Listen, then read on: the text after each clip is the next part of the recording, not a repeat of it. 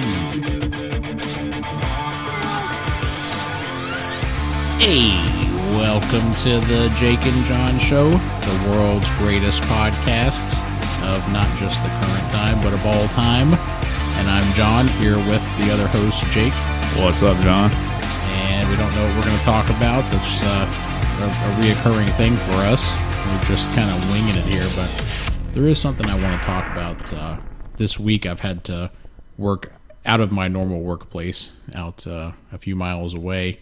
So I couldn't take shit in a nice, comfortable, clean area that I'm accustomed to while I'm working. And so I had to go to Taco Bell. And for fuck's sake, man, because there's no bathroom where I'm working at. And so I go in there, and it's the worst case scenario. You go in, and there's already shit in the toilet. Oh, no. Like splatter shit everywhere. So I gotta flush the toilet 100 fucking times, and I take that, the sanitizer thing that goes bzz, bzz, and it puts it in your hand, that foam shit. Yeah. Fucking got that on some paper, and I wiped down the whole fucking seats and everything with that, and it was just a nightmare, man. You can't be comfortable while you're shitting in that atmosphere when you have to do all that prep work and you have all this in the back of your mind about how fucking disgusting it is. Well, can you imagine the abuse that a Taco Bell toilet takes? Holy shit. I mean, those things have probably gone above and beyond the Call of Duty, in their lifetime. Yeah, I think there's a point there where bleach isn't enough. I don't know. I fucking hate shitting in any type of environment like that, especially, what are those things called? Like a rest stop? Oh, yeah. I won't even stop at one of those anymore, but we used to. When we were kids, we'd be out on, vacation trips, with our family. And even now going in there, when you're a kid, I think you can tolerate it a little bit better, but even then I knew, this is horrid. Something's off. Like, have you ever been to one of these places, I've thought about, I think this might be because they have septic systems, I don't know, but it's where they're like, don't flush toilet paper. So you're in there, and there's like a trash can full of shitty toilet paper next to you. Like, I just can't fucking do it, man. That's fucking repulsive. Like, I've never seen that. I have to be in an emergency situation, or I'm just going to turn around and walk the fuck out. Because, you're just sitting there next to, like, some stagnant shit on a paper, and there's no telling where that came from, and that's a scenario that I never want to be in. Yeah, that's fucking gross, man. You brought up something funny a minute ago. So, you said you got some of that hand sanitizer and kind of, like, clean the seat? Yeah. Like, we have cleaning wipes when you go to get like a grocery store cart. Why don't we have these for fucking toilet seats? That's genius. Sometimes you have the place that has like the paper ass gasket, but like in addition to that, or in lieu of, like, you have some wipes so you can clean the fucking toilet seat. Yeah, or at least like a disinfectant spray.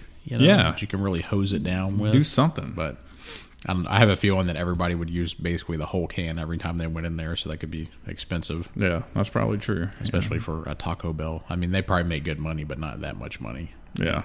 They got to pay all those employees. I want to work at a fucking, like a Tex-Mex restaurant. You could get sponsored by like some toilet manufacturer. Yeah.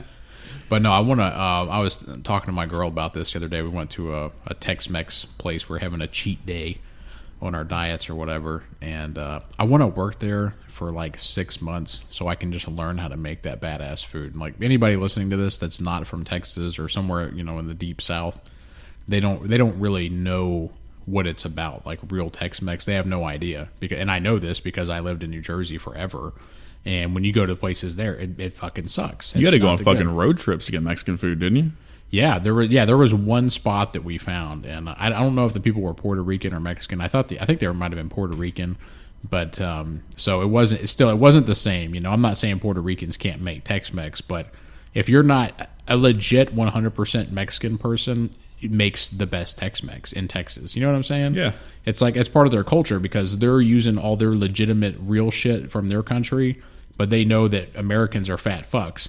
And so for better business, they put a little extra grease, a little extra cheese here and there. Oh, and it's always like a gigantic plate of shit too. Yeah. It's not like, it's probably like from a calorie count, it's probably 3 meals at least. Yeah. For each one. And another thing is people don't know about real fresh chips that they bring out. There in Jersey, they know about fucking is it Tostitos or Tostitos or something? Tostitos, like bag chips. And when I went to all the places there, except for that one that I found that was like a legitimate hole in the wall, that's all it is. Excuse me, I'm burping and shit. They bring you out a fucking a small bowl at that with like 15 chips in it, and it's fucking Tostitos, and there's like picante sauce, like just shitty, super salty, not good, and it's fucking bullshit, man. They have no idea, dude. But yeah, I want to work there. I want to learn the secrets. I want to learn how to do the queso and all that shit. You know, I don't know if they make it themselves or if there's a special Mexican company that they get the canned cheese from. I have no idea, but it's so fucking good, dude. Yeah, I don't know, man. I think there's probably not that much to it. It's just understanding the right ingredients and everything. Because, I mean, if you think about it, there's only like, 6 or 7 different ingredients made into like 35 different meals. Yeah. Well, there's something with the tortillas, too. When you make them fresh, you can tell when you go there, right? So if you get a tortilla from, let's say, Taco Bell, you can tell that it's the kind that you would get from the grocery store. It's all right. It's pretty good. You know, it's not bad, but it doesn't have shit on one that's freshly made by some like 50-year-old woman in the back. You know what I mean? Yeah. So, yeah, I want to learn all that shit and make it at home so I can be a super fat fuck. Nice. That's what I want to do. That's my goal in life, man. Man, I've been trying to do the power pervert voice again, and I don't know what it is, dude. Ever since I've been sick, I can't do it right. Or maybe I was doing it better when I was sick, but I can't do it the, oh, yeah. It's like I can't keep I can't keep it going. That sounds pretty close. It's a great voice, man. It sounds even funnier in headphones. Like, for those that haven't recorded like this before, so we're talking into decent quality mics and we have headphones, and it adds like, everybody sounds like a radio announcer in your ear. Yeah. So you have that kind of like deep bass, you know, like you're in the car and then you hear John making, you know, I can't make that, you know, and it's got like this really unsettling child molester deep bass. It's funny as shit. It sounds great. Yeah, it's funny. But I was telling you about this before. We haven't talked about it on the podcast. Is I've been coming up with this idea, and I think if I sound a little snotty and nasally, on one of our other episodes, I was like, like talking through my nose and shit, and I was like, oh my god, I sound like a fucking idiot. But yeah, that's probably going to happen again today. I think it just happened. But anyway, I have this idea for a cartoon. But the problem is I don't know how to use the software that you would buy. First of all, it's expensive. Like if you want something good, you're spending over $1,000, and then you have to learn how to properly use the software and how you line up your voices with the cartoons talking. You know, it's like that's a skill. You know, you can't just walk into that. You have to fucking learn how to do it. And I don't know how. But anyway, I have this idea, and it takes place in a gym, and that's like the main thing. And you have all your classic gym people. You have like your bros, like, oh bro, fucking 10,000 calories a day and all that shit. And then you got your fucking fitness bunnies and your special characters. And I've got like this death metal dude that's he's like a power lifter and shit. And then this fucking deaf guy that's always on the bike and he never talks and no one knows he's deaf and everybody like thinks he's mysterious and the girls think he's cute. And then every time that he has dialogue, it's like in his mind, you know, because he's deaf and he's just thinking all this perverted shit about the girls. You know what I mean? It's like, yeah. I want to do it, man. But that's like some of those voices where they come from. Because everybody has their own thing in their car when they're just driving around and shit. Some people fucking sing or they just do whatever. But me, it's like I've been doing this so long, like I'll laugh out loud in my car because I'm thinking of a voice or a scenario for this cartoon that I've been thinking. It's been at least a year and a half, maybe 2 years that I've been putting this piece together and all these characters, you know, and I'll be just fucking around doing the voice and shit. And sometimes I'll make an appearance on here. So, but that's a good way for me to get feedback. Just keep doing a different voice every once in a while. Yeah. People are like, oh, it made me cringe, or that sucks, or that's good. You know what I mean? So I can get feedback. So the power pervert voice, whose is that? Or is that out of the show? No, that's the internal dialogue of the deaf guy that's always on the elliptical machines. And he's that's what I was hoping you were going to say. Yeah, but he like looks like really serious, and he always has a book open and shit. But he's looking at the girls in front of him, and he's just a sick fucking guy. But I think it would be hilarious, man. But yeah, I want to fucking. But you're a fucking computer genius, the best person I know ever with computers. So I'm hoping that if I find a way to get some affordable software that's good and has good graphics or cartooniness, whatever you want to call it, that you can help me learn how to use it a little bit. And we could just fuck around and make like a 5-minute episode and, you know, just see if it's funny.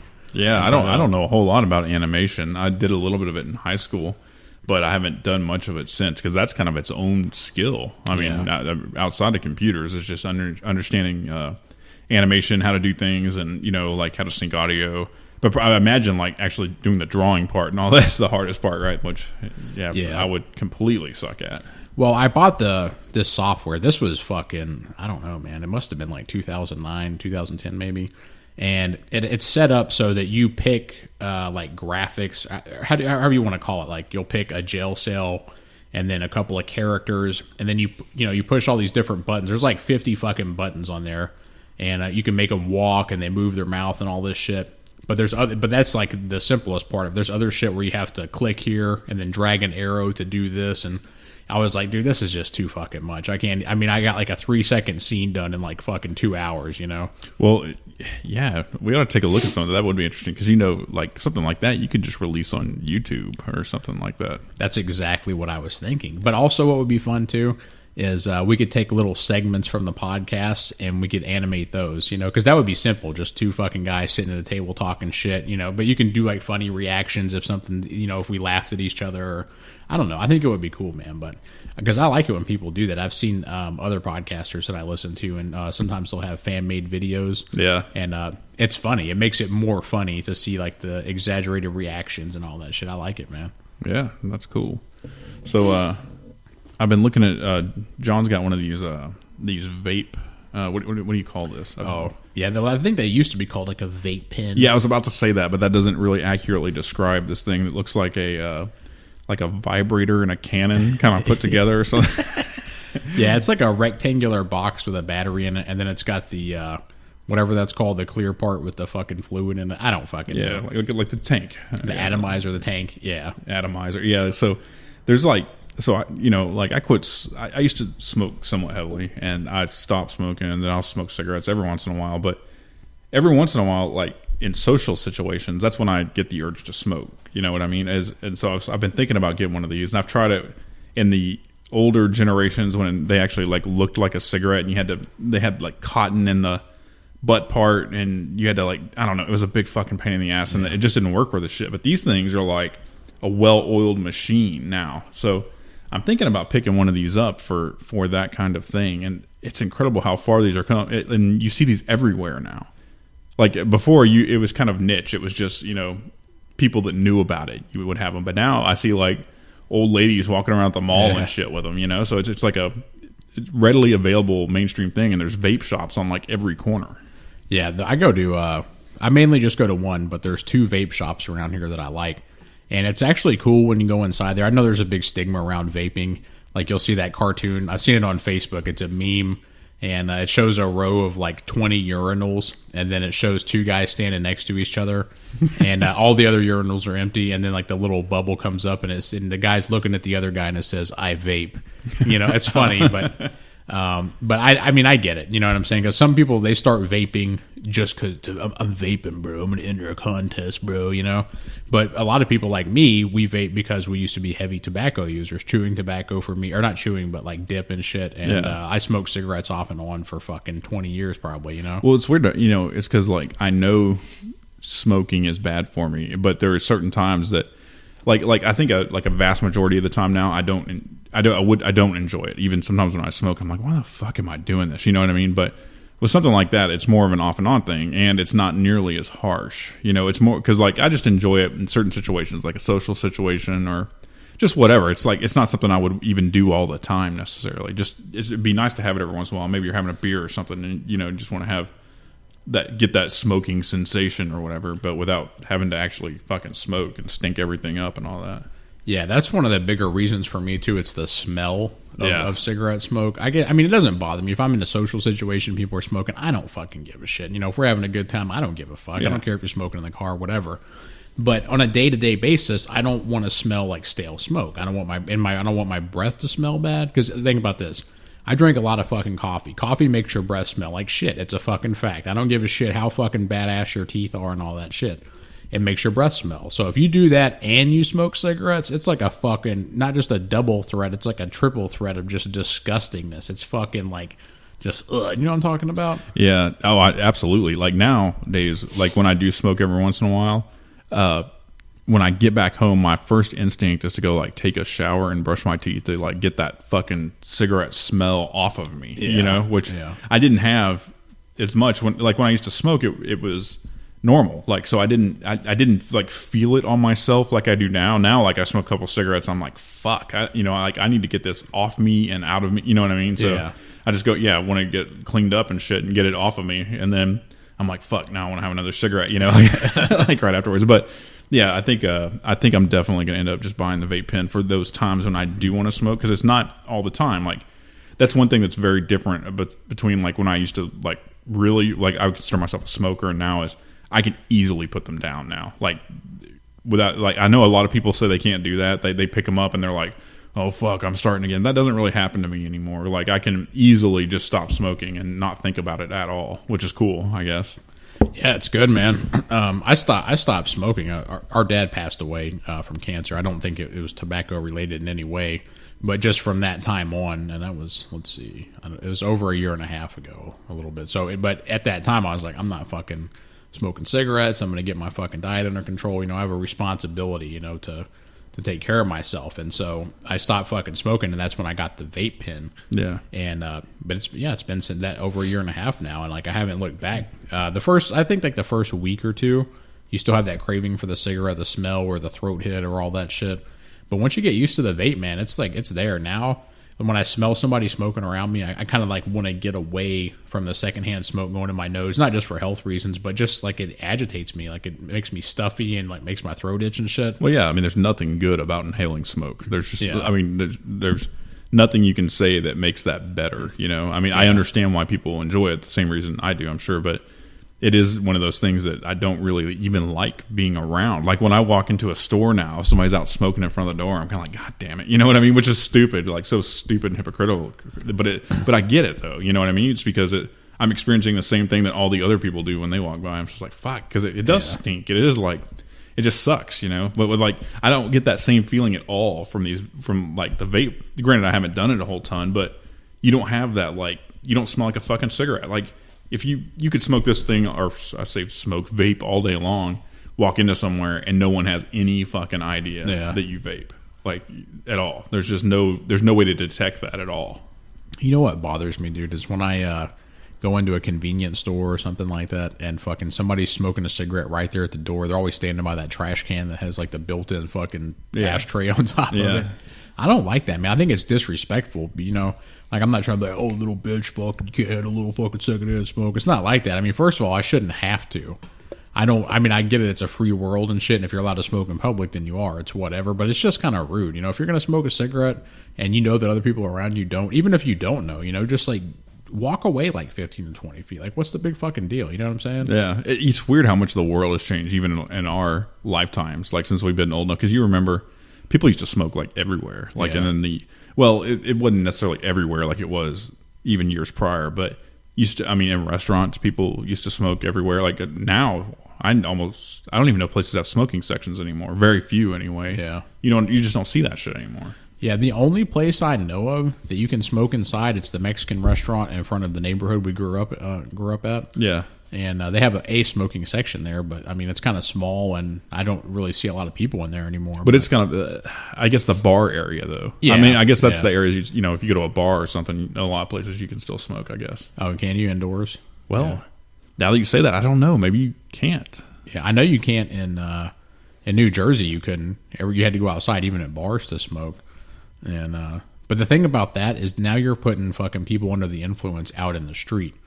They shouldn't be like heavily under influence anyway if they have to drive home, but we all know how that goes. I mean, there's people who are still getting fucked up at bars and driving home, but now you got them out in the street fucking 20 or 30 times a night because people chain smoke when they're drunk or when they're drinking, And so I don't know. I don't think it's a good idea. Just let them smoke inside, fuck it. But so this vape pen also, one of the other benefits to it is because it has nicotine. Nicotine is shown to make you more creative. I believe that's a fact.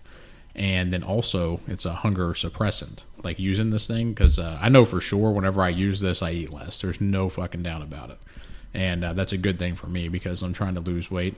But it's good, man. I fucking like it. I feel kind of like a bitch using it in public, so I sort of hide it, Like, I'll fucking walk around a corner or go in my car or something. You know what I'm saying? Yeah. Like, I don't want to be sitting there, hey, bro, I'm vaping. You know what I'm saying? I don't want to fucking do that there's some weird stuff around vaping. And I really don't, I don't know a shitload about this culture, but I've seen videos of people making fun of people vaping, like having vape competitions and shit like that. Like, I don't get that at all. That I don't like the making fun of vaping. No, I get the fun. I get the making fun of it part. I don't get like the competitions and stuff. To me, that's kind of weird. We were talking about that. I saw that video, and there's like fucking 200 people in this room, and there's a boxing ring in the middle of it. And like the 200 people is the crowd, and then there's two guys in the fucking boxing ring, and just picture like a rap battle. Like that's how the crowd is reacting. Like the first dude, this is a vape competition. The first guy vapes. He's like on the one corner, and the guy's in the other corner, and he blows out this pretty good cloud, and everybody's clapping. They're like, yeah, go so and so, what Dragon Filth or whatever his fucking name was.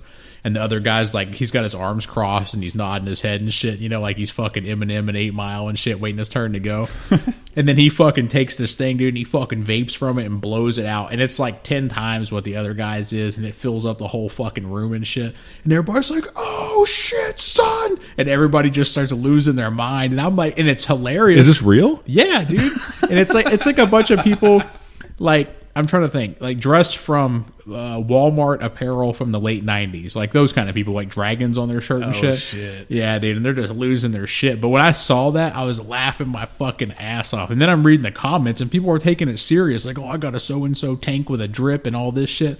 And I'm like, oh my God, this isn't like a fucking parody. This is real shit. There's a real culture around vape competitions. That's hilarious. Yeah, the video I saw was much less... it wasn't nearly as showy. It was like I guess on the wall there was like a scale painted, like or more like a giant ruler. You know, it just showed like how far it was out, and then these guys would stand up against the wall and like take a big ass hit off their vape thing, and then they would see how far they could blow this like on this and measure it. You know, and I was like, what the fuck is the point? I mean, I guess it's kind of funny, but I was just thinking, there's probably dudes that drop like grands and shit into, you know what I mean, like thousands of dollars into this little like coil that you can drip some fucking fog machine juice on. You know what I mean? Because I mean that's really what it is, and then they're spending an enormous amount of time making this thing work and trying to figure that out.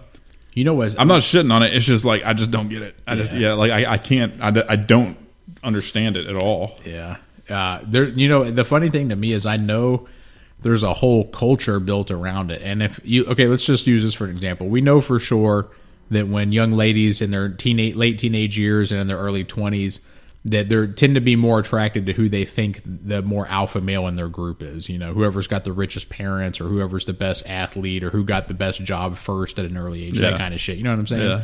And so there's groupies, I'm sure, that like these vape guys, whoever the vape king is in that circle. Because when I go to these vape shops, I always see chicks in there. They look like hipsters, and they're just hanging out fucking vaping. And there's a bunch of hipster dudes in there fucking vaping. Like, yeah, man, everything's bullshit. Fuck the government. You know, like that kind of shit. Yeah. And there's a whole crew of them. And I have to believe that whoever the head vapor is the one that's getting all the pussy. You know? He has to be, right? He's the fucking big cheese. He's the guy who's got like part ownership of the fucking shop and shit. I don't know, man. These things are like such a weird phenomenon. Like it's not really like a head shop. It's not like a cigar, like big, you know, someplace like a big nice humidor where people like sit in big lush leather chairs and shit. Yeah. It's like this weird mix of things that are not rebellious, and like, I don't even know how to explain that. It's like this really strange counter subculture that just doesn't make any sense. Yeah. Well, back in our day, we called them faggots, but you know you can't use that word anymore. Yeah, I mean, I'm not going to drop that. I mean, if people like it, I dig it. I just don't. I don't know what it is though. It's like it's weird. To me, it's a weird thing to build a community around. Is this fucking electric thing? Like these mini fog machines is a weird thing to me to build a community around. Yeah. But more power to you though. I mean, that's, like these dudes like they probably get up in the morning and they're like, I'm gonna vape the fuck out of this thing. You know what I mean? Fucking looking at himself in the mirror, giving himself a pep talk and shit. Yeah, fucking flexing. They've like drawn a giant scale on their wall so they can practice their like vape distance. You know, like, that's incredible to me. Yeah. Their fucking technique, the way they move their neck out, and their fucking curl their lips. Yeah. It's like the deep throat technique. Yeah, this is awesome. Yeah. I haven't, to be honest. Like most of this I'm saying is pretty tongue in cheek because I haven't actually spent that much time in vape stores. I've been into them, and to be honest, like in the vape stores, I've only seen. I've only been 2 or 3 times. I've only seen one time where there was a dude in there, and I think he was doing. It was described to me as the drip thing. Yeah. So, but it was like an intense fog machine. Is basically what this thing. Yeah. Didn't you tell me you went to a restaurant one time? And somebody busted one of these out. Your buddy? Yeah, me and our other brother Justin. We went and met one of my military friends in Dallas. He's a very, very good friend of mine. And he started to vape too because he was a tobacco user for a long time. Yeah. And he started vaping. And he's just like a rowdy dude, like an old school punk. And he just does funny shit, you know? Yeah.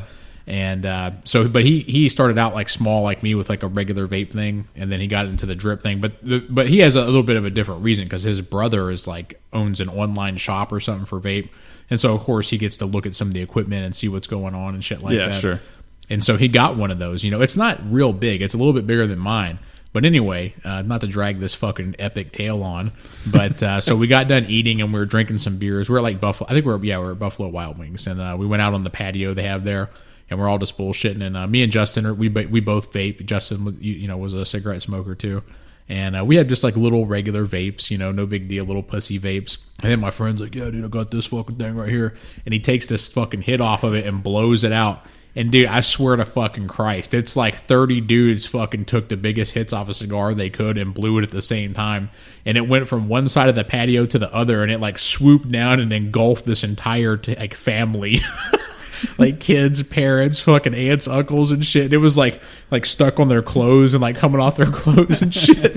And it was funny because my friend is he's not a real big guy, but he looks like a guy you don't want to fuck with. He just looks like a hard motherfucker. You know what I'm saying? Yeah. And just like old school, like gritty face and shit. And they didn't even they like glanced at him for a second and then like immediately looked away. And it just he didn't and just him, his personality, he didn't even think anything of it. Like he didn't even look. And me and Justin are like dying laughing. But that shit was fucking hilarious, dude. That was really fucking funny. Oh, that's awesome. But yeah, I looked at one of those like type of things, and I wanted to buy it because it looked like I don't know, if you took like Darth Vader and a stormtrooper and put them together and then made them like a vaping device. That's what it looked like. Wow. There was like a Star Wars ship fucking, I don't know. And I was like, dude, that's fucking badass. I was like, what is that? How much is it? And he was like, I don't know if you want this. This is like the one with the drip and shit, and if you do it wrong, it can blow up. And I was like, nah, fuck that.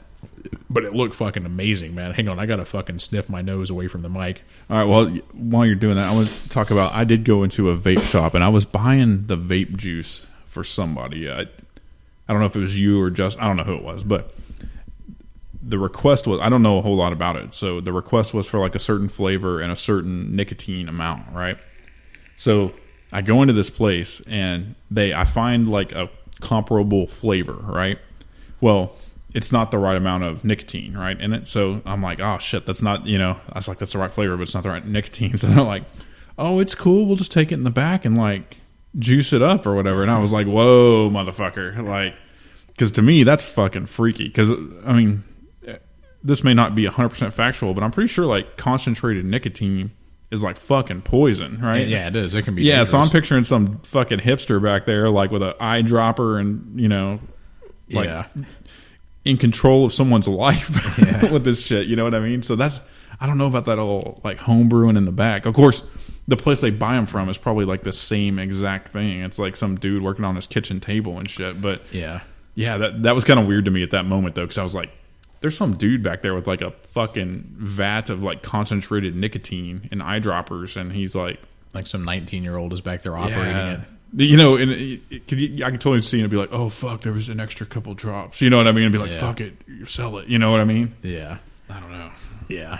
Fucking. I wanted to clarify something before I forget. When I said faggots earlier, I meant it in the Louis C.K. Chris Rock way, not the hateful way.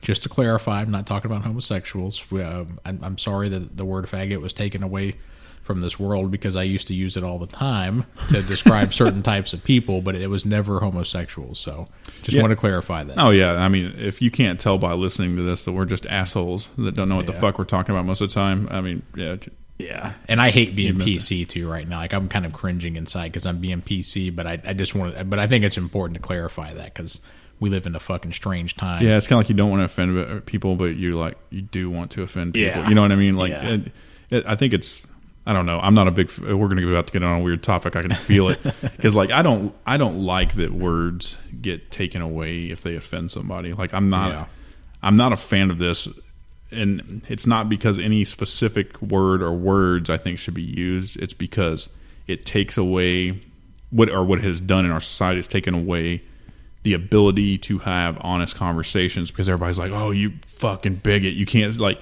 people are so quick to fucking write you off completely based off a word you say, regardless of the quality of your ideas. Yeah. And I fucking hate that shit. I do too, man. I fucking, there's so many people that I know and that I like a lot that, you know, they are my friends, but they've, especially since Donald Trump has become the next president and that whole, you know, year leading up to it is when all that shit really fucking ramped up. I mean, the social justice warrior thing has been going on for a while now, for a few years, but fucking, I mean, it's just taken control of their lives. Like one of my buddies is a black guy, and he was my roommate for years, and it's one of my very best friends, man. You know, like we'll be friends till the day we die, but he's kind of like, it's like, in my opinion, has taken him over a little bit and stolen away from his personality. He's still cool as fuck, but there's that thing there now, you know, it's like not quite 100% Black Lives Matter, but there's like a point where I think he's being irrational and kind of, I don't know, like if a black guy does something and it's caught on videotape and the police seem to overreact, but all the facts aren't out yet, is he immediately jumps on that, you know, the police are guilty. You know what I'm saying? Yeah. That's my perspective of the way that I'm viewing that his mindset is. But at the same time, I'm not a black guy. I haven't experienced the kind of racism that a black guy has. Right. You know? Right. So I don't get into it. You know what I'm saying? Like because I can't 100% relate to it. You know. Well, that's and especially that one is such a touchy topic. And Justin and I were talking about that a little bit when he was down, and I think it's like so critical for each and every one of those occurrences to look at the facts of each one, because they're dangerously getting thrown around and grouped together when that's not always correct. You know what I mean?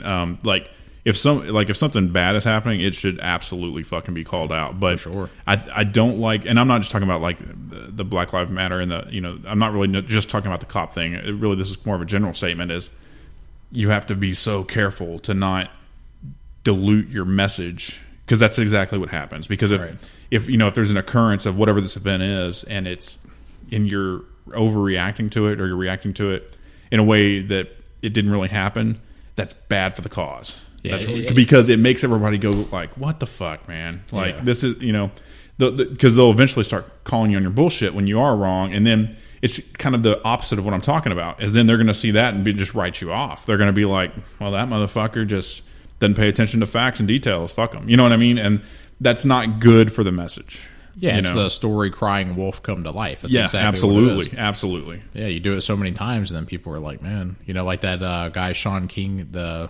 guy that's, I guess he's like 1/8 of black or something. That he runs Black Lives Matter, and I guess he does look like he has possibly some type of African descent in him. I'm not, you know what I'm saying? Like, I'm not really sure, because I've read about it. There was a huge controversy, and this is probably old news to some people, but if you don't know about it, is that supposedly whenever he was in high school, he was beaten up and he was called the N-word and a bunch of stuff like that, beaten up badly, like put in the hospital. Oh, shit.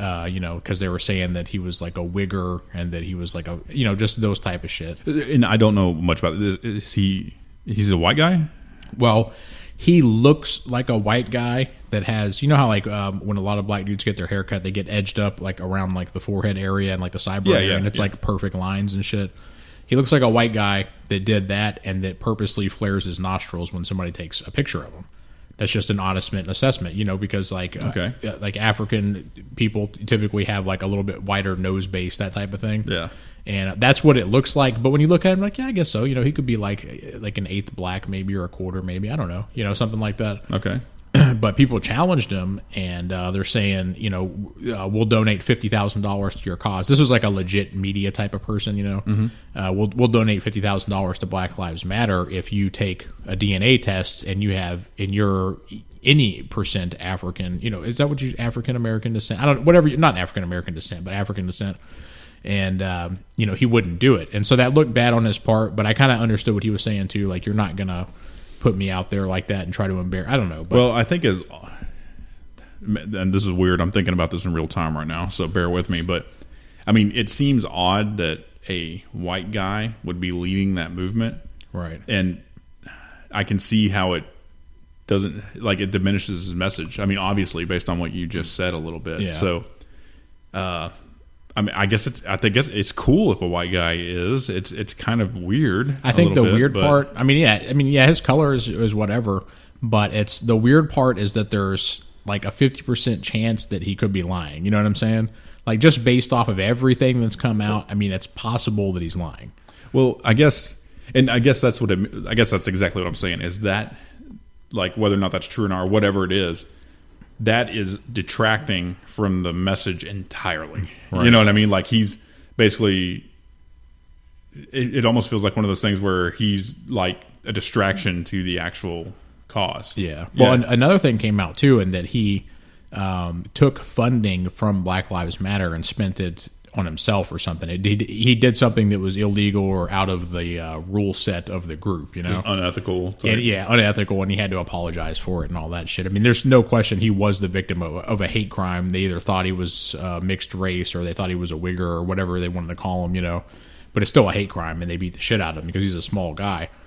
And but that whole thing, the Black Lives Matter, is like, I get it. You know, people are, no, all lives matter. It's like, I get what you're saying. I get Black Lives Matter. You know, the context. I don't worry too much about the name. I know exactly what you're talking about. It doesn't, the name doesn't bother me at all. It's like they agree that all lives matter, but they're putting emphasis on Black Lives Matter because that seems to be the bigger issue with police brutality and like blatant racism. You know, that gets caught on video and shit like that.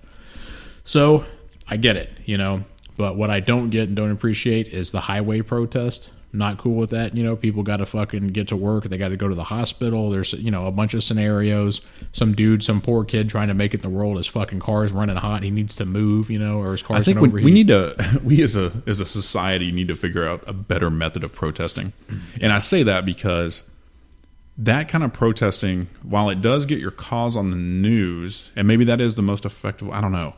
I just feel like it doesn't accomplish shit, like, realistically. Yeah. Like, I don't know that standing and blocking a road does any, like, I think it may do more to hurt the cause than it does to help it, because you're not punishing the people that are allegedly doing the thing you don't like.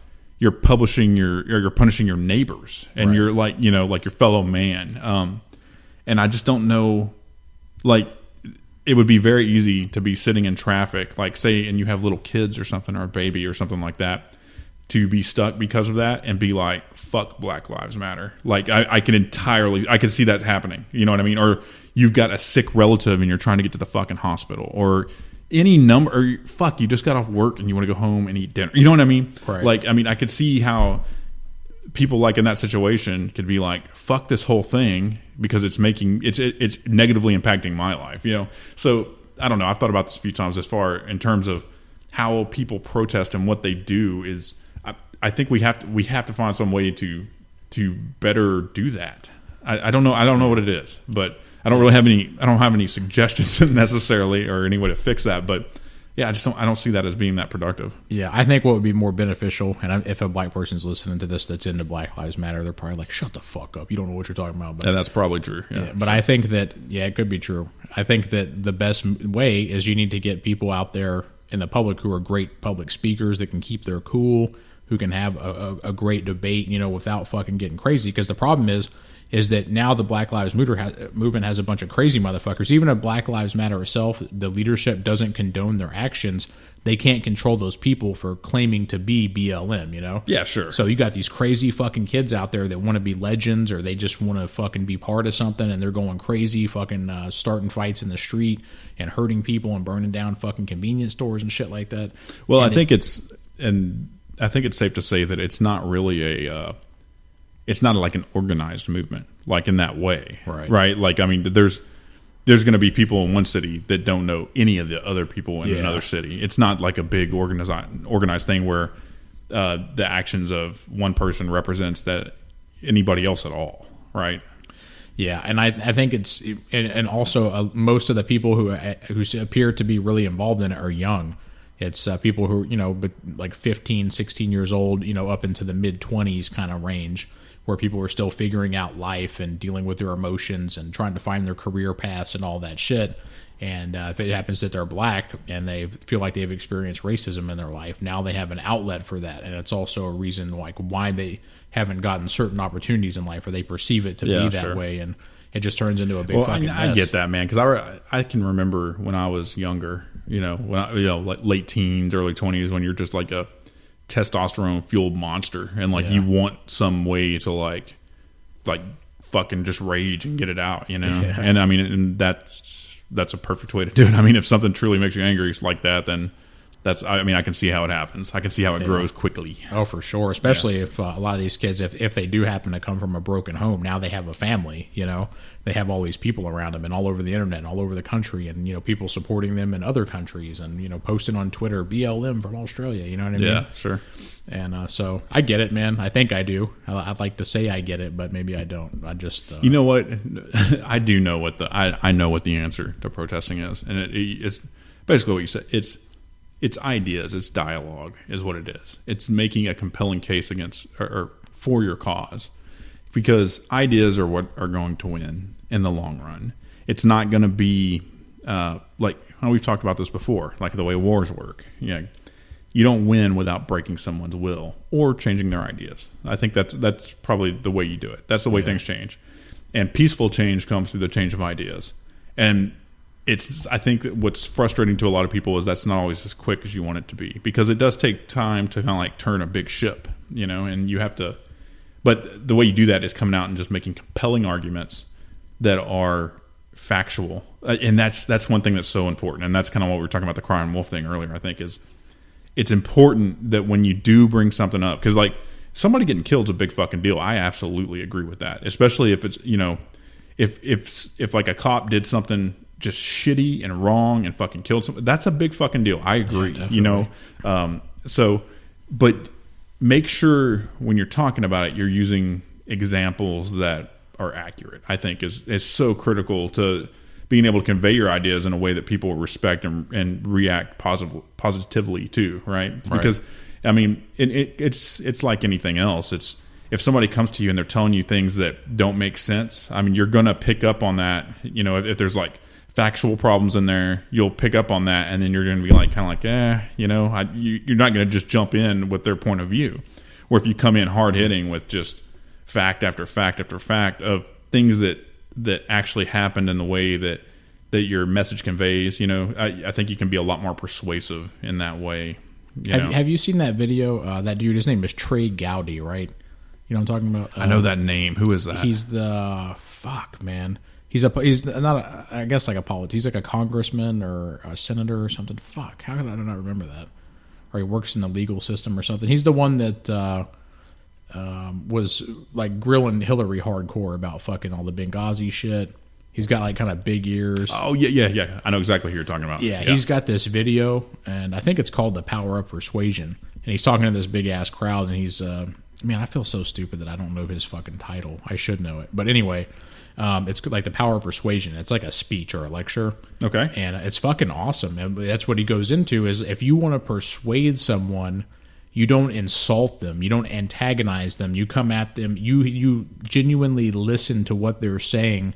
And, first of all, because you need to decide if you agree with what they're saying. And you need to know what they're about if you're going to have a debate with them. You can't just be a dick to them. And he went into that whole spiel about that. And that directly relates to what you're talking about. Yeah, that's him. Yeah. And it's basically just being level-headed and calm. Like Sam Harris would be a good example on if you want to persuade someone. Because if you're talking to him about anything, even if you totally disagree, I would find it very hard to get pissed off at that guy. Yeah, and that's one of this particular issue. It's so fueled by emotion that I think it's that much more important that you try to keep your cool. Because it is such a like emotionally fueled, just, I mean, it's a crazy situation to begin with, a shitty situation. So I think it's important for the message to not get lost in the anger and the things like that. So yeah, and you make a good point. Like people like Sam Harris that argue like vehemently against religion. There's some heated talk that comes out of that, but keeping your cool the whole time makes it listenable. Yeah. Well, I mean, and I think anybody can agree. Like, if somebody comes up and they're like, "You motherfucker," that's not the way you're going to start a strong debate. You know what I mean? Like, that's just because you've instantly put the other people on the defense, and especially if you put them into kind of a box, like, I mean, you're like this dumb Republican motherfucker, this dumb fucking liberal, or whatever the thing is you're fighting over. You've already set a boundary where we can no longer have a rational discussion. You're basically just coming down to shit on somebody, and you're not. That's not, because you got to remember, like, no human is a Republican, no human is a liberal, no human is a cop that kills people. No, you know what I mean? Like, everybody's a person, and their ideas can be changed. It's a lot harder with some fucking people than others. I mean, not everybody has the same intellectual range, but the power of ideas is so strong. Like, once you understand that, and that it is entirely possible to make a compelling argument to someone and they not change their mind right then. Yeah. But it's that planting that seed, right, where they think about things longer, because that's how we work. Like, unless something's just clearly different, especially if it challenges your worldview. I mean, sometimes that shit doesn't happen immediately. You got to plant that seed, make compelling arguments, and then people sometimes they got to let that shit stew for a little while. Think about it, and then it might be 2-3 years later, 5 years later, where they like maybe come around to your side. I'm not saying they come around every time, but if you've made a compelling argument and you've planted that seed, and people think about it, and if what you're saying is correct, and they determine that, that's when they'll change their mind. So, and I think people expect a whole lot real fast, and sometimes you just got to slow it down and just remember think about yourself. If someone, say, like, some worldview, whatever it is that you hold deep, right? Someone can't just come up and start shitting on that worldview and expect anything. Right. I mean, but if they come in and have like a calm discussion about it in a respectful way, you plant that seed. You know what I mean? And it may happen the other way. You may end up planting the seed over there. I mean, because it's really the best idea will probably end up winning eventually. Yeah, of course. And that's like, I think everybody can relate to this. If you get in an argument with somebody, and this to me happened a lot when I was a teenager, is you dismiss what they're saying even if it's the truth, because they make you look stupid, even if they're being like, fuck, man, I'm fucking stumbled over my words. What I'm trying to say is if you're having a debate with somebody and they're being like really calm and cool and factual about it, and I can't remember this dude's name, but he was like 3 years older than me when I was a teenager, and we were talking about something, and I wasn't getting mad at him, but I know my tone was like kind of more aggressive, like, no, that's fucking bullshit, bro, that kind of shit. Yeah. But he was just staying cool the whole time. He was like, oh, this, I mean, you might be right about this and this and this. And then I just remember like a couple of hours later, and I was sitting there thinking, I felt embarrassed because he was more right than I was, but also he kept his cool the whole time, and I looked like a fool because I lost my temper. You know what I'm saying? Yeah. And then that's a lesson that, it's not the last time that I did that, I'm sure, but it was a lesson that I still remember. I don't remember the dude's name, but it stuck with me, is even if I disagree with somebody, I need to fucking listen to what they're saying and think about it for a while. I'm not just, and even if I know they're wrong, if I start fucking getting aggressive, that's fucking bullshit, you're dumb, I've already lost the argument. Whatever it is, it's because that person is just like you were saying, is like you're shitting on them, and they're just like, oh, whatever, And if you're the one losing your cool and they're staying calm, you're always going to look like an asshole.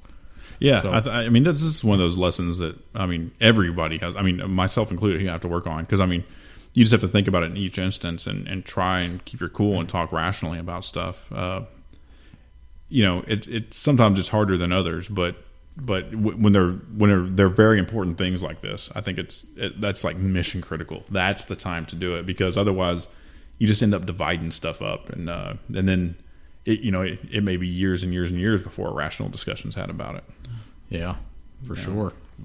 But that fucking, man, that whole topic, dude, we could go on forever. Like that whole shit, the social justice warrior, the political culture, fucking, dude, it's like, I like to talk about it sometimes, and then sometimes I'm like, man, I got to get away from this shit.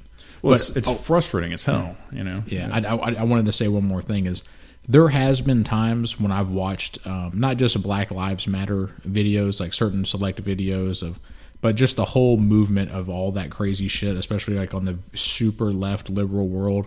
And I'm looking at them and I'm just like, I've had enough. Fuck these people. Like, that's what I'm thinking in my mind, is like, I don't even care if you have a good point. You're such a fucking cunt, But then I have to like stop myself, because I'm like, look, I gotta. Once I do that, then I'm fucking like, I'm making myself a piece of shit. You know what I'm saying? Yeah. Like, I got to fucking slow down. I got to listen. I got to learn. I think that's a perfect example, right? Like, I mean, that's kind of what we're talking about, is that's the impact it has on you when things are being done like they're being done, is because that's what happens to people. They're like, because they don't understand what you're doing, you know, and like it's because what you're doing isn't helping your cause. And I think everyone sees that for the most part. And that's why it's so critical to open up that line of discussion in an honest way and admit faults where they exist, you know, because it's about getting to the truth, right? Because the truth is what's going to fix things. It's actually getting to the truth. All the like the hyperbole and stuff isn't, you know, just making things worse than they are, better than they are, you know, like everybody.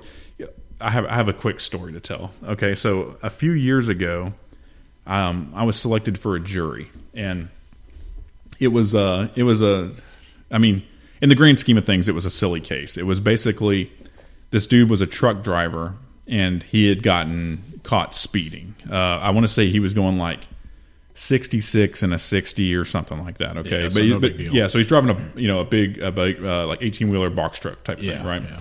Well, what happened was he got pulled over. I mean, this is very, very super standard. The cop hit him with the radar gun, pulled him over, gave him a ticket. I mean, that's basically what happened, okay? Yeah. So if you drive a truck and you have like a CDL, I don't know the exact rules, but you can't be getting tickets and shit because you can lose your CDL, right, and not be able to work. So the guy fought the ticket, you know, and I ended up getting on the jury. And I think part of the reason I got on the jury is because I'm very impartial, you know what I mean? Like, I just sit there and listen attentively to both sides, because there's something to be learned everywhere, you know, because always trying to find the truth. What is the truth, right? But then you have this interesting thing that we have in the court system, the issue of reasonable doubt, right? Yeah. Well, the cop came up and the fucking defense lawyer just tore him apart, man. Because the cops probably pulled over 500 people since then, right? Because the cop's like, do you remember pulling over this? I'm going to fuck up the details exactly, but he's like, do you remember pulling this guy over? And he's like, yeah, you know. He's like, what was he driving? Well, the cop hadn't even like reread the ticket before he walked in the courtroom. Yeah. So he didn't know the details off the top of his head. So he ended up kind of being made to look like a fool a little bit, you know. And then the defense lawyer was asking him, well, you know, do you know how your radar gun works? You know, at what distance and what angle? And you know, he was asking him like the math of how it works, you know, and had you had it calibrated recently, you know, just really a bunch of shit is what it, I mean, realistically, that's what it was, right? Yeah. But the cop couldn't answer the questions. So basically, at the end of the day, he wasn't really in any reasonable way able to prove that this dude had been speeding. Yeah. Because, I mean, it was clear he couldn't really remember pulling the guy over. I mean, all these things are explained very easily because that's his job, and he's pulled over 1 million people. You know what I mean? Yeah. Like, it's 100% reasonable that he doesn't remember, but they didn't do their due diligence before walking in the courtroom, right? So that's just kind of the setup of it. So I end up getting selected for the jury, and we go back after hearing all this, and I was definitely in the position, there was reasonable doubt that this guy got pulled over because the state wasn't able to prove anything, right? Yeah. So, you know how I talk. I get in there and I make my fucking case in front of these like 8 people or whatever. Yeah. And I think just about everybody agreed with me, but they were unwilling, or initially unwilling to side against the police because they thought that if they did, that they were not supporting the police. And I was like, I had to go off on my libertarian diatribes in there and shit. And I'm like, well, that's not true, though. I said, had they done a better job and been able to, convey their case and present the facts, then I would side with them. I was like, but I can't because the law says within reasonable doubt. You know what I mean? But I guess the point I'm trying to make with this is people, even though they didn't believe the cops did what they should have done, were willing to side with them. Just because they're cops. Just because they're cops, right? Like right.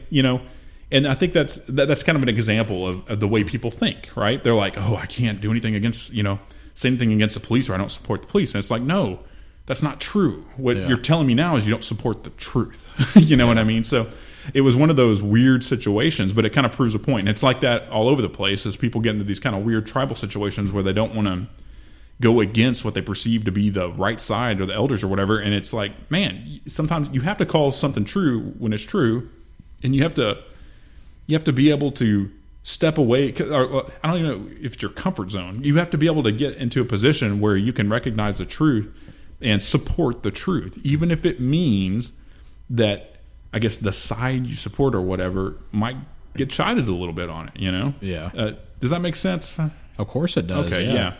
I feel like I'm getting long-winded on this, but yeah, that's. I think that's the kind of the same mentality we have all over the place. Is we got people supporting a side, and there's nothing inherently wrong with the police. I support the police fully, but if you have somebody that does something wrong, it's okay to call them on that, even if they're on your side.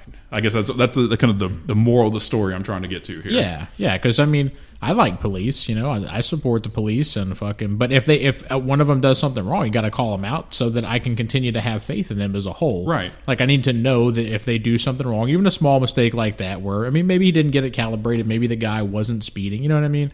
It's like it's not that big of a fucking deal, but the guy could have lost his job. You know what I mean? Right. And that's a big deal. And he might have just been a good guy. The gun was fucked up.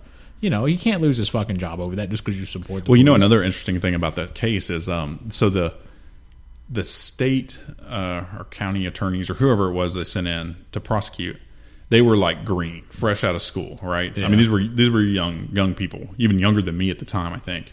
And they came up to us afterwards, and they were like generally seeking feedback, like why did we lose the case? You know, they were just kind of saying, hey, you know, if you don't mind, what did it? And I was like, well, you guys didn't prepare, you know, like I was real vocal in this whole thing because I'm an asshole like that. But I was just like, you guys didn't prepare. I said, the cop come up and he came up and he didn't know what he was talking about. He didn't know the details of the case that he was like testifying in. You know what I mean? Yeah. I was like, these little details are why you lost it, because you couldn't even make a compelling case that the guy got pulled over at all. You know what I mean? So that was kind of the gist of it. And hopefully that was helpful to them to, you know, kind of hold themselves to a higher standard and to make things better, you know? I mean, I don't know. I don't even know where I'm going with this. No, but that's good, though, that you told them that, because now in the future, maybe like when something like that comes up, they'll be like, oh, well, if you can't provide us with this, I mean, it's kind of a bullshit case. Well, We're I mean, not even going to fucking I help think you.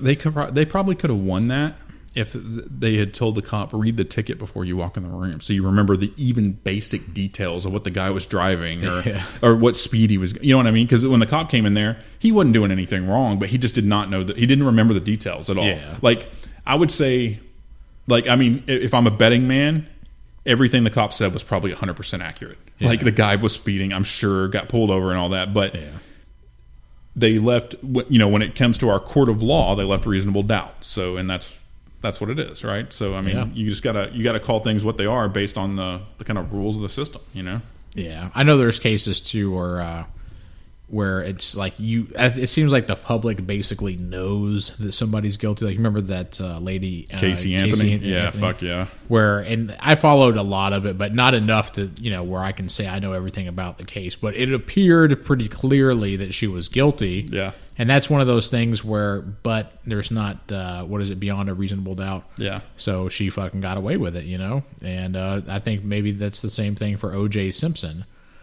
Based off of what I've seen, read, and what I remember from that time. But, I mean, you know, that's one of the fallacies of our system in a sense, I guess. I don't know. Yeah, no, I think that's 100% accurate too. I guess like the moral of my story was more about the I guess the tribalism and right. Always supporting your side. But yeah, there's absolutely cases where people get off where they probably shouldn't, you know? Yeah. Well, I mean, I guess it's even like this one. Like, I feel 100%, like, I would bet tons of money that guy was speeding and he got pulled over and got a ticket. Like I believe that's probably what happened. You know what I mean? But at the same time, we got to hold even our. I'm not going to say my side because that's not true. But we have to hold everybody accountable for their actions and equally. You know what I mean? Like I guess that's what I'm saying. Is I can't support the police because they're the police. Right. I have to do it because they did what they were supposed to do. Right. Yeah. I'm on board with you, man, all the fucking way, dude. But what else, man? What else do we got? How much time do we got left? We're right about an hour. As much as we want, though, I guess. Yeah. It seems like I wanted to bring something else up to talk about, but sometimes whenever we get into it, man, my fucking brain just gets lost in all the shit we're talking about. It's a big fucking a big crazy show. Oh, I did want to mention one thing. That game I've been playing on my cell phone. It's not the Blizzard one that we were talking about last time. It's fucking the Clash of Clans. The Clash Royale or whatever? Yeah, Clash Royale. Yeah. I think that's what it's called. Like, what is the difference between Royal and Royale? I guess, is there a difference? You're going to call me out. I'm probably pronouncing it wrong. Well, I don't think that Royal has an E on the end. So it is Royale. Like fucking what's his name in Pulp Fiction says, Samuel L. Jackson, a Royale with cheese. Or maybe that's John Travolta. I can't remember. We're going to put an end to this right now. Let's find out. I'm fucking searching this on my phone. Royale. Maybe Royale is when you're talking about an item or an event as opposed to a person. I just totally made that up. I don't fucking know. Because I guess you could have a royal event. Or the royal crown. Kiss the king's royal ring. You find anything? And the answer is custard cut into shapes and used as a garnish in soups. No, I'm sure there's another one, but I'm not going to force y'all to wait while I search on my phone. That is a definition of Royale, though. Well, I did not know that. It's fucking cut the custard. Yeah, that's great. But that game is fucking badass, dude. And I talked about it last time. Is I can't play video games anymore for real, on the fucking the Xbox One. I think that's what it's called, right? The new one. Yeah, that's what I got for Christmas last year, I think. I can't do it on the PC, so I'm on my fucking phone, man. And it's the same thing with that Blizzard game. I can't even think of the fucking name of it. What is it? The card game I was playing? You were playing it too a little bit.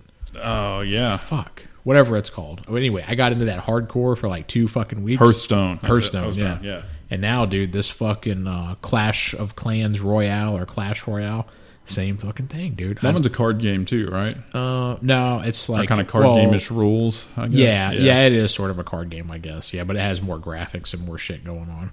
But fucking, dude, I can't help it, man. I get fucking lost in it. And but now it's starting to get old, and I need to find something new, man, to scratch that itch. You know what pisses me off about games right now, and this exists, especially in the mobile realm, is the free game with purchasable add-ons. Oh, yeah. I think that sucks, man. I don't think you should be able to pay to be the best in the game. Something about that does not appeal to me at all. It actually turns me off from games. It just makes me feel like this is another cheap commodity fucko game. I almost lose interest immediately when I see that for some reason. Yeah, I'd rather pay like $20 for a cell phone up game. front? Yeah, just up front, and then that's it. And then if you come out with like a massive patch, update, expansion, and then charge me for that. Yeah, kind of like the way traditional games were done. Yeah, or even now on Xbox One and shit, like when you want to get the expansion pack for the new Call of Duty, it's fucking $10 or something. Well, like even my kid plays, what's the name of that? Roblox. And this, I don't know if you're familiar with it, but it's basically this kind of game development platform where it's where you can make a game, right, and then you can publish this thing and people can play it, part of this framework, right? And there's shitloads of these games, but that's the big draw, right, for them is there's these things called Robux, which you buy with real money, and then you can in turn, I guess, sell things in your game for Robux, right? So I guess you can get a cut or whatever. Yeah, but it's just like, fuck, man, can't we just have a game where you just like go to play and it's like you're not marketing to me at every, like I want to play D&D without like a fucking McDonald's sign in the background. You know what I mean? Just it's funny that you say that because I remember back in, I think it was the mid 2000s when that started. Maybe it was before that, but fucking companies, like major companies, they were actually paying to have their logos and all that shit inside of games. Massive video games. Like I think it was like Duke Nukem and stuff like that. Even I think. Yeah, I think you're right. Yeah, and what's that one? It's Grand Theft Auto. Yeah, Grand Theft Auto. I think that was one. Well, any game where you've seen a real brand, right? Yeah. I mean, it got in there somehow. Yeah, I mean, I get it. I mean, think about it like this though. If we're the game developers, like fuck yeah, you want to get us $500,000? Fuck it. From the idea of money, it makes a lot of sense. But to me, it just takes away from the games. Like I can remember, I think the first time I noticed it, where you would actually buy things, it was an MMO. It was a Japanese one or something like that, and it was pretty cool. I downloaded it, and I was just jacking around with it. But then I realized you have to, like, it's just like all the rest of them, right? It's like you can play the game for free for 400 years, or you can pay and buy these things to actually. Was it Lineage? Yeah, it might have been. Was it that game? Yeah, it might have been where you could, but you had to spend money to be able to play it in a reasonable way, right? Which I think sucks.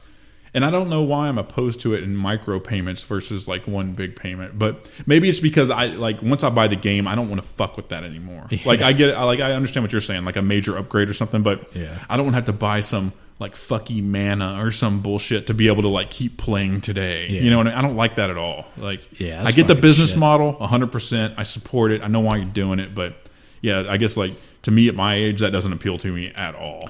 Yeah, Blizzard does it right with World of Warcraft because they have a shop where you can buy shit, but it's vanity items. Like you can buy like a magical fucking horse that looks cooler than everybody else. Well, you can buy characters now, can't you? Yeah, well, you can like say the max level cap is 100. You can buy a level 90 or a level 100 character.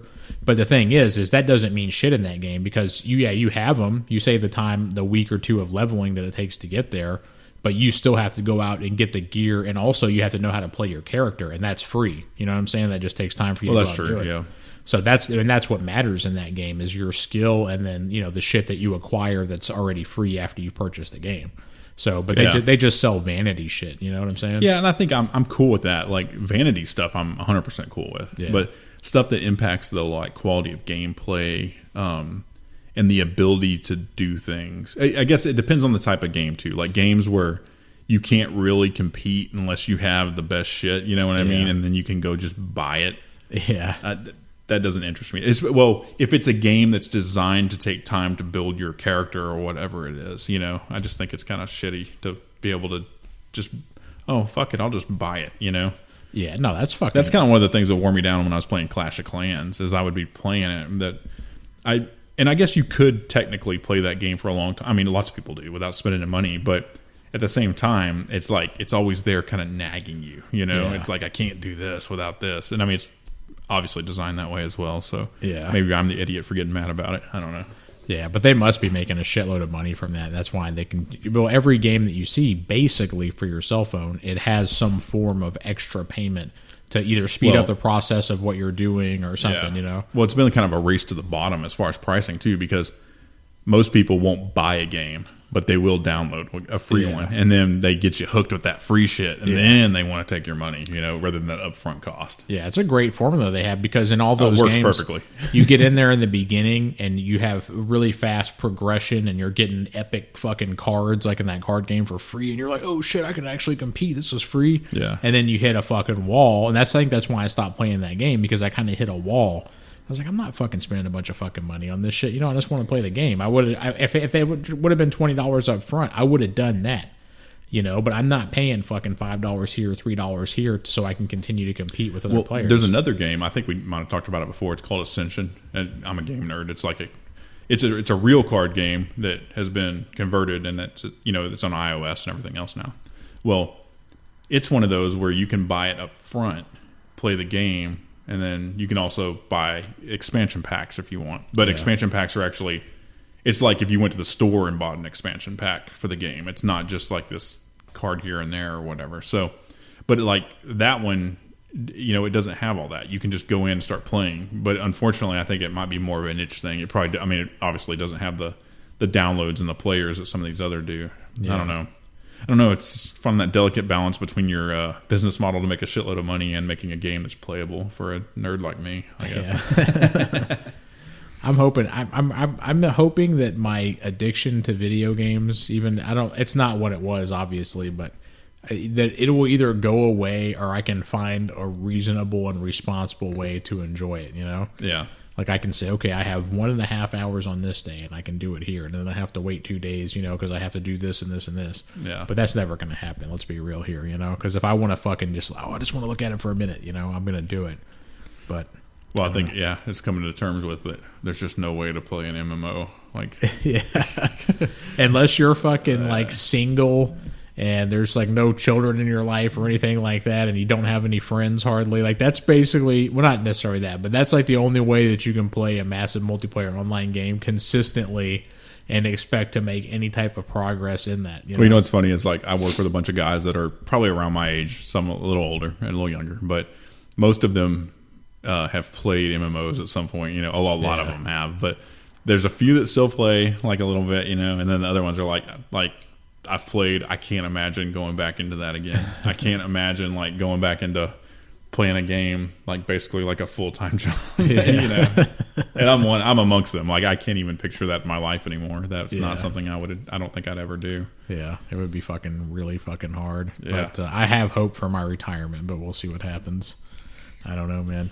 Yeah, one thing I want to get, well, just from my geeky side, I'm hoping like when my kids get a little older and like once they've learned to read well and things like that, that we can start playing some of the big gnarly board games, like the real ones. Like, you know, of course, by then, like they've grown up with tablets and Xboxes and Wii's and all this shit. You know what I mean? So they're gonna be like, "Fuck your old ass shit." You know what I mean? But I'm hopeful. I'm hopeful that we'll be able to do something like that. Well, your son, by the time he becomes a teenager, there's no telling what kind of fucking like graphics are going to be out on systems. It's going to be crazy. Oh, that reminds me. So one of my buddies, he just got the PlayStation VR shit, like the real deal thing. It has the hand things you hold. Yeah. I think this thing's like $500 or something. It's like legit expensive, kind of like Oculus quality, I guess. But yeah, he was saying it's badass, man. Really? He got some like Batman game or something, and he said that I guess Joker or whoever it is, like one of the villains, like gets right up in your face, and he said it's like kind of fucking unsettling. Oh, really? It's so like it's. What did he? Has he done the one that I have, the VR for the Samsung phone? Has he tried that? I don't know. I know he's done the. I know for sure he's tried the Google Cardboard and stuff like that before. Yeah. I mean, I haven't actually seen your Samsung one, so I don't know the quality difference. But I think it's probably about the same, to be honest. So, okay. But he's saying that obviously, right? The PlayStation is better. Yeah, he said it's pretty good. I haven't seen it myself, so I can't. The only VR experience I've really had at this point is it's basically the Google Cardboard and equivalents of like that type of VR system. Yeah. You know, I bought a plastic one, but it's still. I mean, other than be able to move and adjust the lens a little bit, it's still kind of the same quality. That kind of weird blur. Well, you know what's weird, and I noticed this when I was looking at one the other day, is the blur.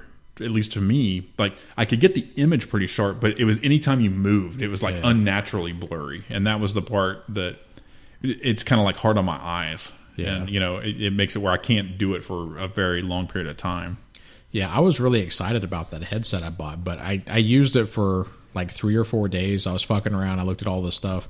The Jurassic Park thing was pretty cool. It's, you know, where you're looking at this dinosaur for like 3 minutes or some shit, but you can see it clearly and it looks badass and it really does look 3D and, you know, VR, but it fucking hurts your eyes, man, because it has that weird blur thing where you just can't quite focus it enough. Yeah. And so that's what I was curious about, the PlayStation thing that your work buddy has, is like, did he mention the clarity of it?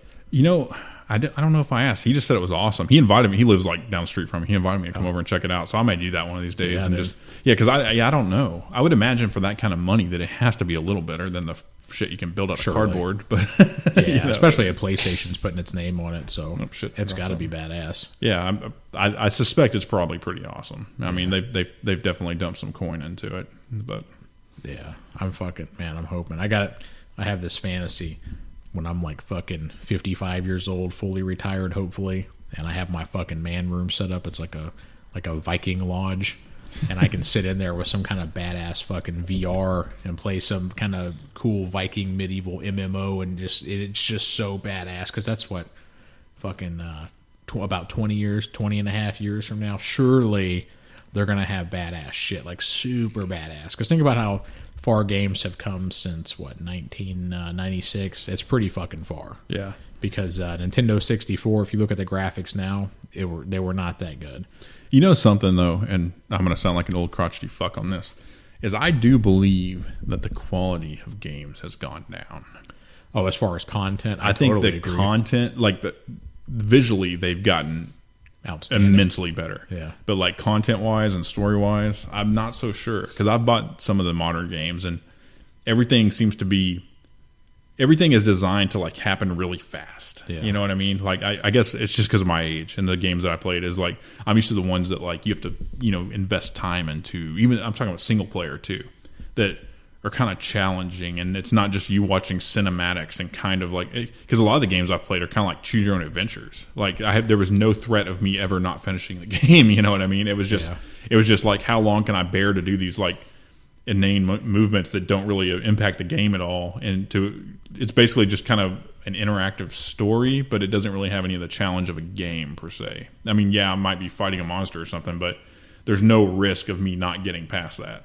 Yeah. You know, so I don't know. But a lot of the types of games I play, a lot of them are, you know, they're role playing games of some sort. I'm sure there's other games that are more challenging as far as gameplay, but a lot of the role playing ones, it's just like you're just playing through the story without any real challenge anymore. Yeah, no, I know what you mean. I've tried to play a couple of RPGs. I did play Skyrim. Have you played that?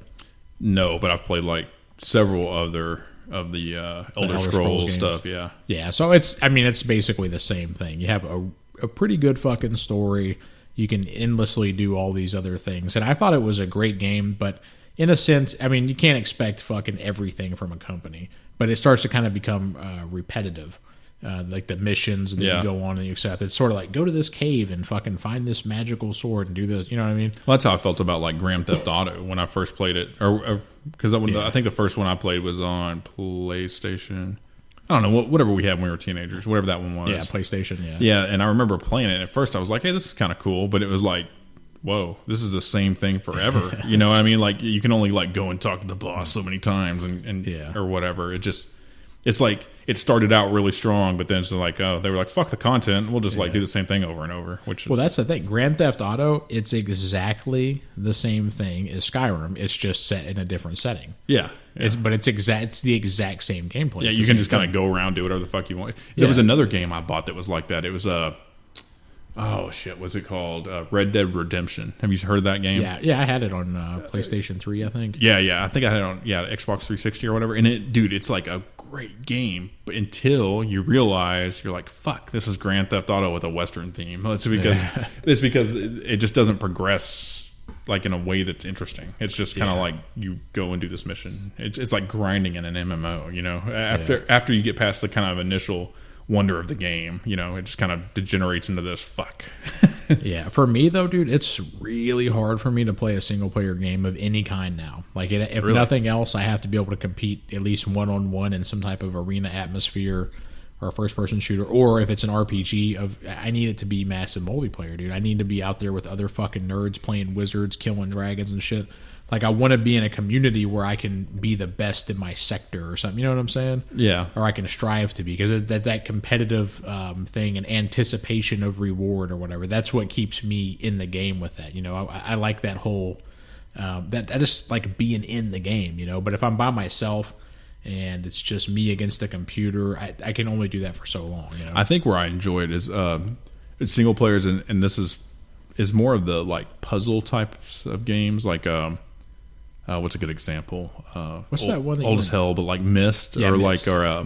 like the Zork anthology. Once I got into the graphic stuff, of course, I'm always biased. I love Zork to death. Right, that's like my favorite like franchise of games. Well, ever, I remember you playing that when we lived in fucking LaPorte, and you played on that Apple computer that we had. It had the green screen, green text and shit. Yeah, and there was no graphics. It was just all words. And I was looking. I was like, "What the fuck is this? I want to play Pitfall." And you're over there fucking reading and shit. But now I understand. I get it. You know, your reading comprehension was obviously significantly better than mine at that time. Well, you know, it's kind of the same thing with like the puzzle games, though. Like I enjoyed the fuck out of stuff like Myst and man, what is some? I can't even think of it at the moment. I'm gonna mess it up, but there's you know, those kind of games I find are more rewarding. You remember like, and I'm gonna bring up all these old ass games, but like the Seventh Guest and the 11th Hour, and you know, it's games like that where it's not kind of like your traditional, your characters running around trying to acquire things. I mean, I guess you are, because you're trying to get things to help you with other puzzles. You know what I mean? But you're not playing against the computer per se. You're not playing against an opponent. You're playing against the world, right, or the environment that you're in. So, yeah. Once I discovered, what was it? Or no, I didn't discover it. You bought it. The first Warcraft strategy game. Yeah. And that's like, you were always into computers. Yeah, like one of your first jobs was working at a computer place and all that shit. And we were one of the first people I knew of our friends that had the internet. And it was all because like you were in that scene back in like 95, 96, whenever it was when we got it. I can't remember. But yeah, you brought home those games, dude. And when you would go to work or whatever, and especially in the summertime, I would get on that computer because it was downstairs in the kitchen. Remember that? Yeah. How weird is that? Nowadays, you're not going to see like a fucking desktop set up in somebody's kitchen. You know what I mean? Like over in the little kitchen center or desk area. Yeah, because there's a built-in desk in there. That's right. Yeah. Yeah. It's like that old school 70s modeling and shit. But Yeah, dude, I would get on there, and then I discovered I could play online versus my friend Mark that lived the street over, because he ended up getting it, and they had the internet. Well, back then, actually, that was pre-internet. We were calling each other.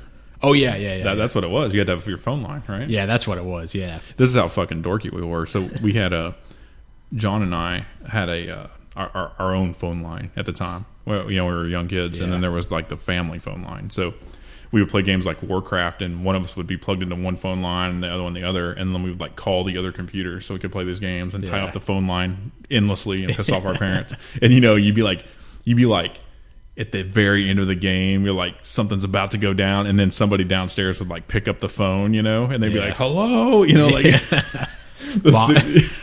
I can't tell you how many times I'd be fucking playing Ultima Online, and like I think 97 is when I got it, the summer of 97.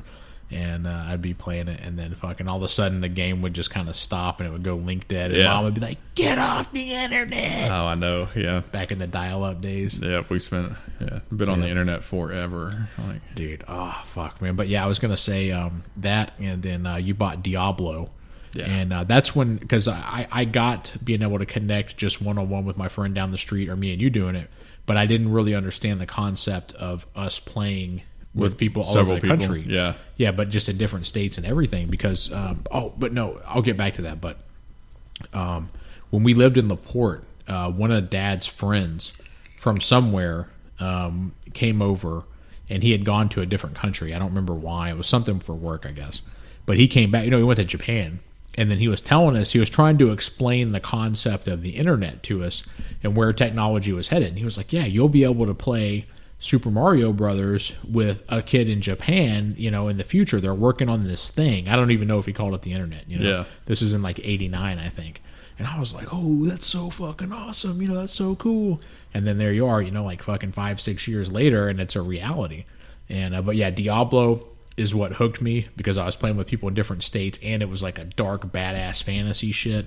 And it really fucking, I was really attracted to it, because growing up, I had two favorite movies that I can think of in the medieval realm, and it was The Princess Bride, of course, that's a lot of kids' favorites, and then also the movie Legend, or The Legend, whatever. I think it's just Legend, with Tom Cruise. Do you remember that? That's the one with David Bowie and all that, right? No, that's... Oh, no. I'm thinking of a different guy. I'm thinking Labyrinth. That was a great one, too. And but like Dark Crystal and Legend. But Legend is, people who don't know, man, it's a really dark fantasy movie, and it's got Tom Cruise in it when he's young and shit. Mm-hmm. And I would call it high fantasy, but creepy as fuck and super dark. And for back in one of the Ridley Scott, and then what's his brother's name? I can't remember. It's the two brothers that are directors, and one of them committed suicide. He had brain cancer. He jumped off the bridge in California or something. Oh, I don't even know this. But anyway, one of them is the one that made Gladiator, and he's like makes all kinds of. Both of them are super talented, but one of them made that movie, and that just goes to show you that how good it was for its time. And it was super dark, but that's how Diablo was too. And when I started playing it, I was like, oh shit, because you go down, anybody who plays it knows what I'm talking about. You go down to the crypts in the first level, and then you end up fighting the first boss, the Butcher, that big demon, and he's got a fucking like a butcher knife, and he's coming after you and shit. But I fucking loved it, dude. And then that led into Ultima Online. Mm-hmm. Our cousin Scott played that, and we went to go visit him at his house one day. And he was playing it, and I was like, what is that? He had to explain to me the whole concept of this is way more advanced than Diablo, because it's not just 4 people in one game that can be reset over and over a million times. It's a persistent, never-ending world that stays there, and when you come back, it's the same world, and there's thousands of players there that go to that same world. And it was just so mind-blowing to me, Yeah, I can remember distinctly when we got Ultima Online, and I finally understood the concept. Yeah, because it took a little time. It was kind of the same thing. I was like, I didn't quite get it yet until we sat down, I think, with him and played a little bit, and I was like, oh, this is badass. And it was advanced too, because you had to type in the commands like to this day, it's one of the most complex games ever, in my opinion, because you have to type in the commands. Like if you want to interact with an armor smith that's a vendor, you have to type in vendor buy and push enter, and then his menu will come up. Right. And it was just shit like that. And it took me a long time to learn how to play that game. But once I did, I was like, dude, this is fucking amazing. And you could have your own house and decorate it the way you want. And fucking, it's just like an endless world where you can do anything you want. And the more you play and the smarter you are and the harder you work, the more of a badass in that world you are, you know? Yeah. And you have other players that like respect you in your guild and shit. I know that's so fucking dorky, man. But when you're like a fucking teenager, especially, it's fucking badass. Well, it's weird. I can remember when that transition happened because prior to that, I'd played role-playing games. Like I'd played the old D&D games on the computer, the ones where you had to like look up words in the book to like type them in so it would let you like actually get into the game. Or you would have to spin the little wheel thing, you know. So I'd played those, and then I'd play games like NetHack, which were very basic dungeon games, but they were all kind of the same. Do you remember? It's kind of like how EverQuest was, right? Like it was because I played MUDs too, or kind of the precursor to that. Is there was no grand point to the game necessarily. It was basically your point was to a level and acquire gear, you know? Yeah. Because a lot of those games kind of had that then, where it was fun at the time before you knew that you were like, oh, I could do this and interact with people and have like like a shared goal and things like that. So yeah, it's kind of cool to see that whole evolution of how that went down and you know how those progressed so quickly. Well, with the MUDs too, there was those were some of the first MMOs, so to speak, right? But it was like you would somehow meet other players in this all-text world, and you could duel them, and it's basically just a quick calculation of math on who wins the duel or something, right? Are you talking about like in the MUDs? Yeah. Well, they vary because there was tons of MUD software, but that was the first like MMOs, you know. But it was a little different. It was more. It was more like that. It was like EverQuest without graphics is the best way. I mean, and I'm talking very generally because they were written by different programmers. So whoever owned it, it may do completely different things, right? Or be more interactive here and not there or whatever it was. There's still some. In fact, I was just the other night, I was up late and everybody was in bed. And I signed up for a MUD, one called Bat MUD. It's been around for like fucking almost 30 years or something like that. Like it's been around forever. But it's cool to go back and check those things out because they've still been developing these things, and like it's cool. It's just my age and where I grew up, but I like going to these games where I got to like read the details. It's like reading a book, but then like actually interacting with it, and other people are reading it with you. You know, it's kind of this. I don't know. I've always been fascinated. That idea, that concept, is what got me into computers to begin with. Is this like concept of communication and being able to do it in this like crazy ways. You know, like that was what attracted me to computers to begin with. Because when I first got them, this is even pre-internet. I'd dial into BBSs, right? I even ran a BBS for a while where it was like this precursor to the internet where somebody ran this server and you dialed in and then you would have, it was like kind of rudimentary email where, because you could send a message to somebody, but it would take a long time to get there because people would have to dial into other computers, which would dial into others. It was like the first internet, the early networks, but something about that part of communication, that's what like grabbed me. It's like there's so much potential there to do so many cool things and talk to people and learn things that you would never ever be able to do like in the natural world, you know. Yeah. So that carries over to that like CB radio thing that you have. Is that what it is? Ham radio. Hand radio. I'm sorry. Yeah, yes, there's a difference. Yeah. Yeah.